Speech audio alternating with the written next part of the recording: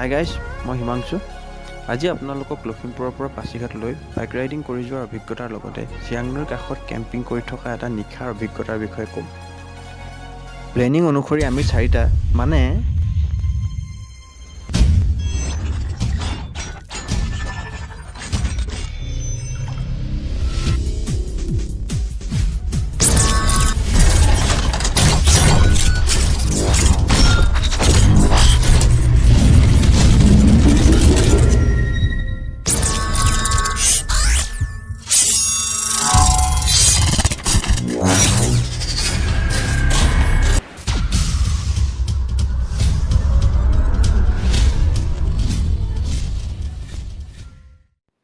পঁচিছ নৱেম্বৰৰ পৰা পাছিঘাটলৈ বুলি বাইকৰ জাৰ্ণি আৰম্ভ কৰিলোঁ।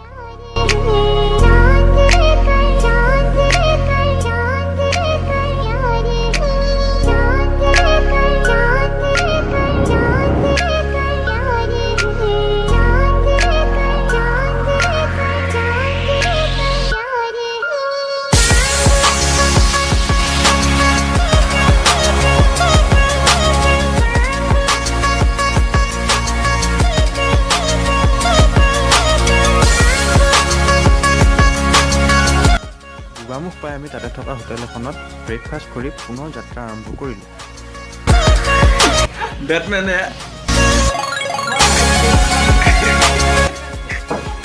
আমি গোগামুখ পাইছোঁ। গোগামুখৰ হোটেল এখনত আমি এতিয়া খাব লৈছোঁ। তাৰপৰা এতিয়া খাম। হয়, গোগামুখত আমি এতিয়া পৰঠা খাইছোঁ আৰু ভাল লাগিলে, ফূৰ্তি কৰিছোঁ চবে। হয়, আমি লখিমপুৰ পৰা আহি আছোঁ, এতিয়া গোগামুখ পাইছোঁহি। বাংগৰ খাই আছে দেই।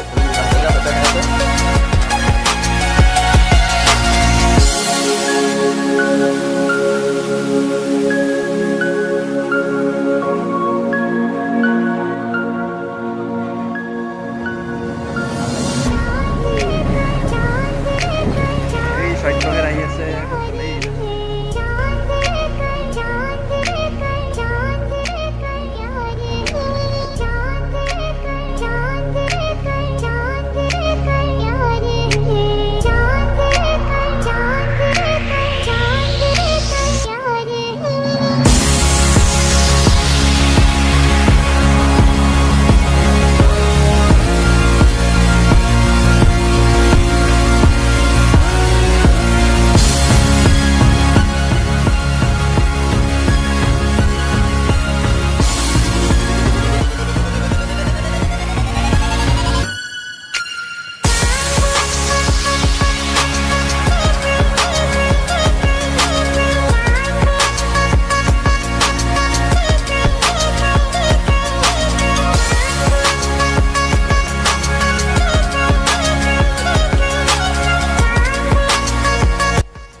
জোনাই পাৰ হৈ আমি অৰুণাচলৰ ৰুকছিন গেটৰ মুখে যাত্ৰা আৰম্ভ কৰিলোঁ, কাৰণ এইখন গেটেদি আমি অৰুণাচলৰ পাছিঘাটত সোমাব লাগিব।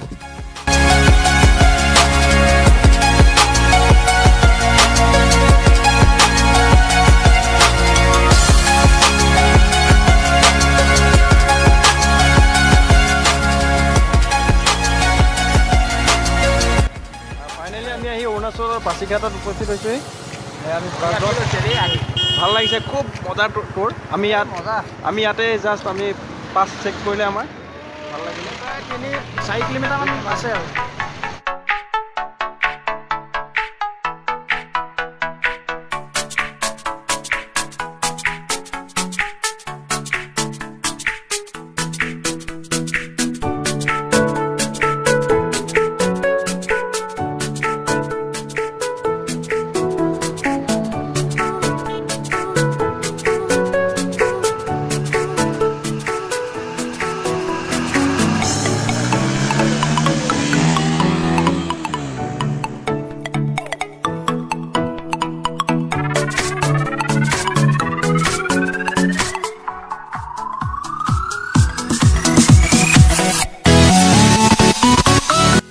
এশ 93 কিলোমিটাৰ বাইক চলাই আহি অৱশেষত আমি পাছিঘাটৰ ৰণঘাট ব্ৰিজত উপস্থিত হ'লোঁ।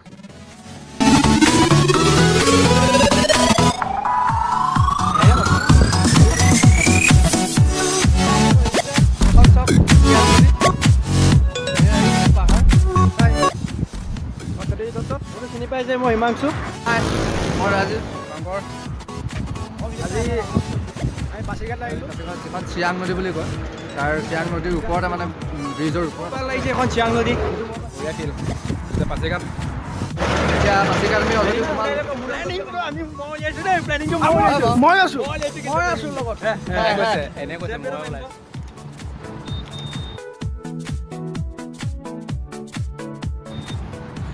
অ'কে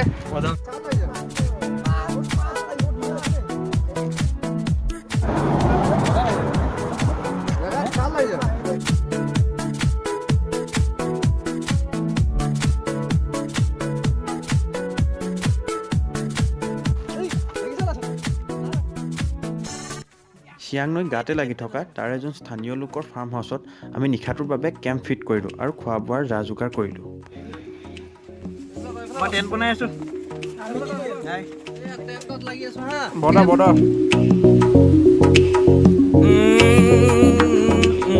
মাংস আনিলোগে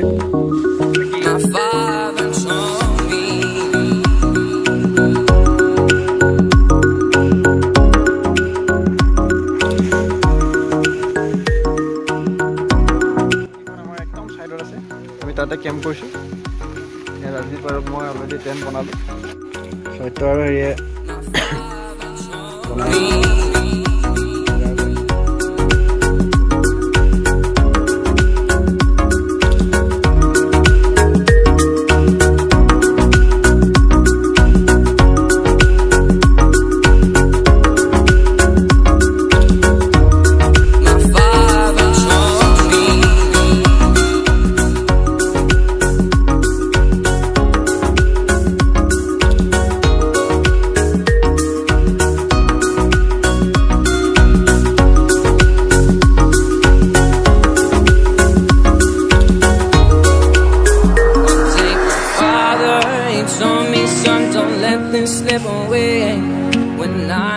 ঠাণ্ডা খুব ঠাণ্ডা ইমান বতাহ মাৰি আছে নহয় বহুত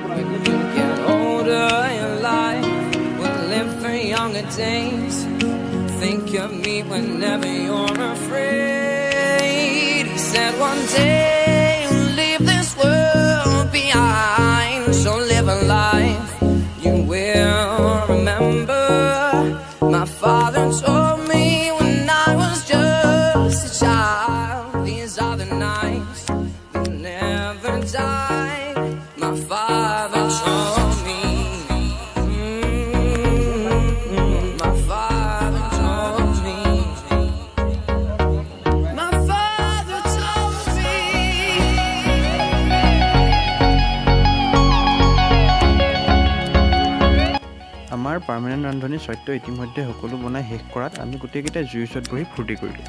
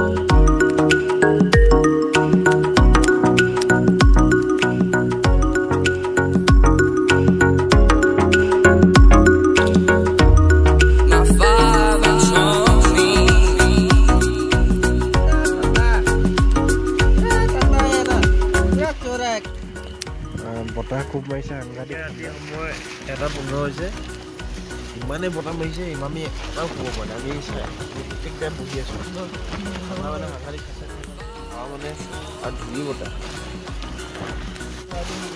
ঠাণ্ডাটো কেনেকুৱা লাগিছে বহুত ঠাণ্ডা লাগিছে তাতে বহুত বতাহ মাৰিছে ধুমুহা নিচিনা আহি আছে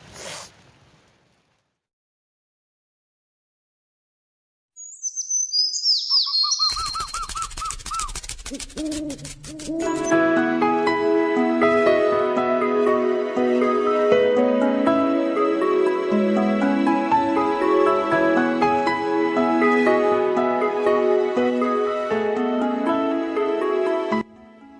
খুব সোনকালে শুই উঠি টেণ্টৰ কাপোৰ সামৰি অৰুণাচলৰ বিভিন্ন জেগাবোৰ চাবৰ বাবে সাজু হ'লোঁ।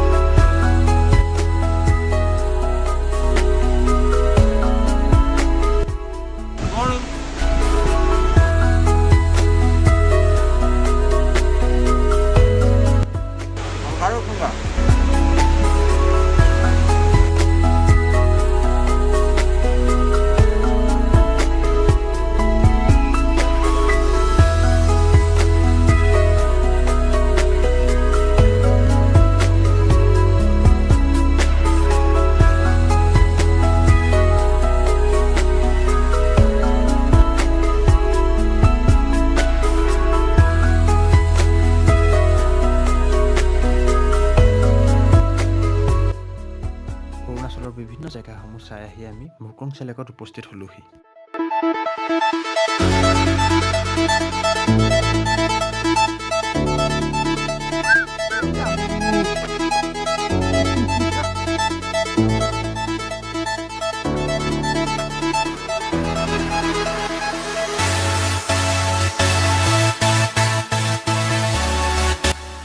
ফাইনেলি আহি আমি জোনাইৰ পৰা পাছিঘাটৰ পৰা মুকং চেলেক পালোহি।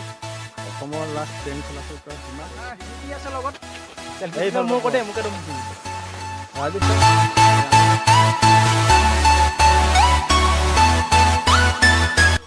মুকং চেলেকৰ পৰা আহি আমি মালিনী থানত উপস্থিত হ'লোহি আৰু ইয়াৰ পৰা আকাশী গংগালৈ গ'লোঁ।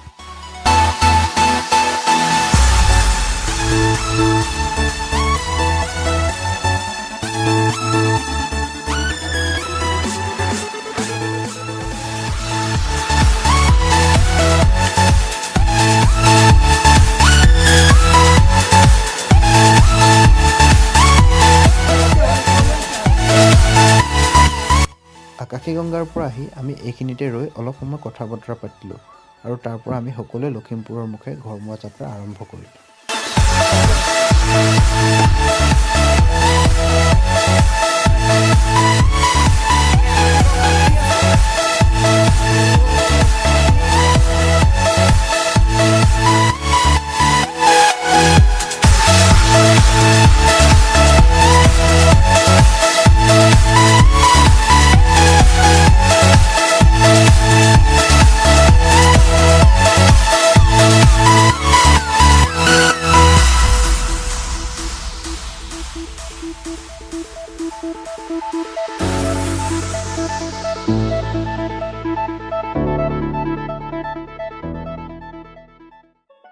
যদি আপোনালোকৰ ভিডিঅ'টো চাই ভাল লাগিল তেতিয়াহ'লে দ্য অসমীয়া ল'ৰা চেনেলটো ছাবস্ক্ৰাইব আৰু লাইক কৰিবলৈ নাপাহৰিব। লগতে নতুন নতুন ভিডিঅ' আপডেটৰ বাবে বেল আইকনটো দবাবলৈ নাপাহৰিব।